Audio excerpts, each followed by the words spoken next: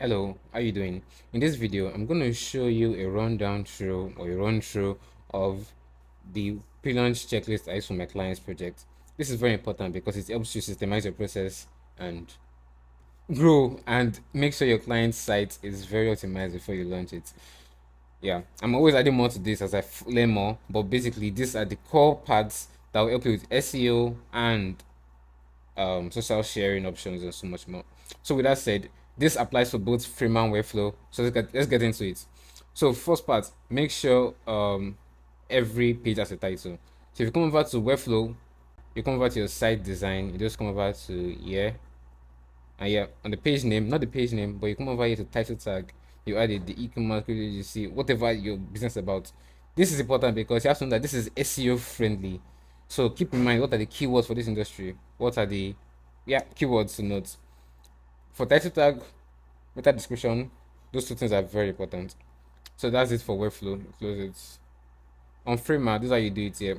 Basically, your normal page, then you come over to settings and you see the home page, title, page description. Same thing as Webflow. Title tag, title, page description, meta descriptions. So that's it there. And don't tick this off, they are very important. So we've done that, we've done the first two, title tag, meta description. What are the next ones? Image alt tag. So for image alt tag on Webflow, you can see this here. Now this is not an image on Webflow. This is like a background image. I did that background image for this ones too. But for this one, let's say you want to add an image to this. So you double tap it, and you see alt. Use out of assets or decorative or custom description.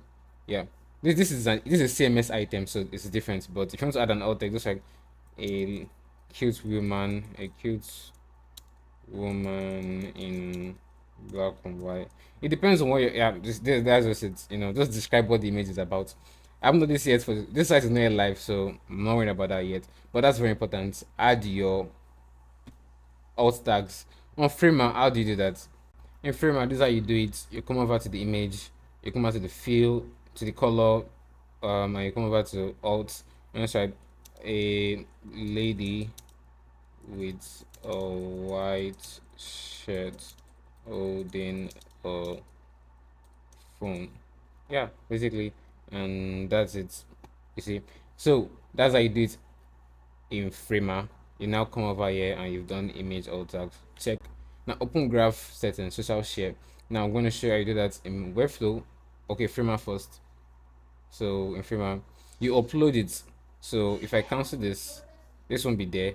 Then I have to upload it.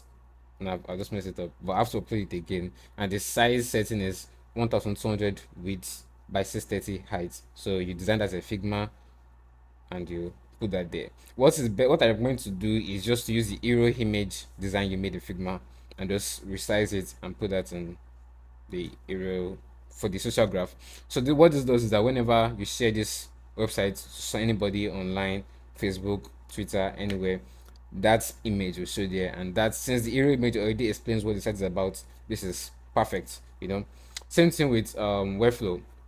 I haven't noticed for this site yet, but how it works is that you come over to your page, go to settings, go to open graph. You can add the title. You can add the title, or you can just make it same as title tag, same as meta description. This is what I recommend. You don't need to think about it every time. So if I do that, you see, that's it. So, but you want to add the URL. In Webflow, it works differently because you use URL, not an image upload. So what I recommend you do is that you design it, you put it over here in the Webflow assets tab, and you now tap on it, and you get the link.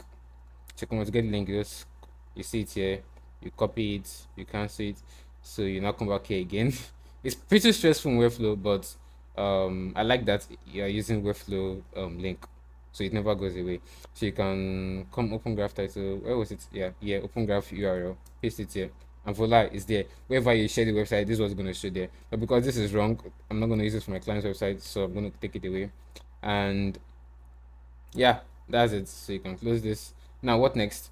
We've done the open graph settings. Up next, we have the favicon and web clip. Now, if you don't know, the favicon is this thing that shows up here on the website. This Framer and Webflow icon and Notion. These are the favicon or web clip. So you want to change that on Framer. Yep, you see it here under the general settings. If you just scroll down a bit more, you see site images, upload favicon, upload social share. It's funny how I missed this the first time. I wonder why I missed it the first time. But yeah, this is it here. And I've already added it already. You see it here, 32 by 32, 1200 by 630. Right there for you, just need to design it in Figma and put it out here. In Webflow, it's quite different because you have to go to your site settings to add this here. So in a moment you'll see it. So favicon, upload 30 by 32 web clip this, and this one is for the iPhone home screen. It's mostly for iPhone users, but this one is for like all browsers, display, mobile, and stuff. So it's just important to make it accessible on all devices, So add that there, and yeah, I click check, remove the creator branding. So in Frame it shows more often. So if I come over here to this website that I designed, um, you see something at the bottom here. Yeah, media framer. So this happens in Webflow too. You might have seen it already. It's this one. This one covers it, but that's the idea. When you go to pay plan, it's automatically removed. So yeah, you don't need to worry about that too much.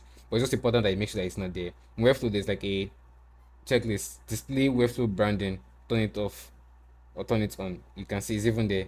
You can off it or on it. Some people leave it on, some people leave it off. For a client website, you turn it off. The client doesn't need that on their site. Set the style guide as the page draft. Okay. Now this depends on how you design the website. If you come over to settings, save as draft or save or publish, you save it as draft. Very important.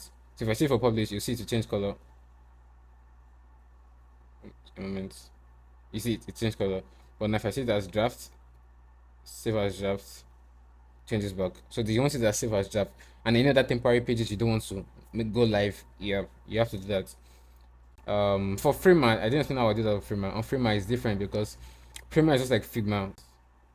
Instead of creating a whole different page, for style guide, which you can do, there's also assets. Yeah, you just see styles. So you can add the styles and you just do that in Figma, just like you do in Figma. So you don't really need to do this often in Freema, which is why it's dope.